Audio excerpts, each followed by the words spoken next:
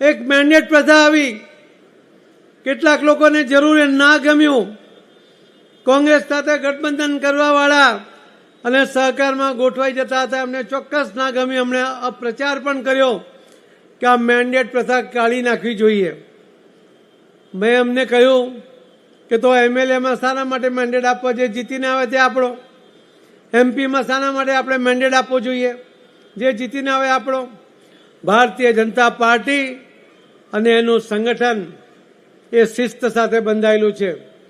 ભારતીય જનતા પાર્ટીનો કાર્યકર્તા કોઈ પણ કરે એ પાર્ટીના નોલેજમાં હોવું જોઈએ. જ્યારે ઇલેક્શન લડતો હોય એ ભલે સહકારી ક્ષેત્રનું હોય તો એ પણ શિસ્તની દ્રષ્ટિએ મેન્ડેટ દ્વારા લડાવવું જોઈએ કે જે પાર્ટી ઈચ્છે તે જ લડે.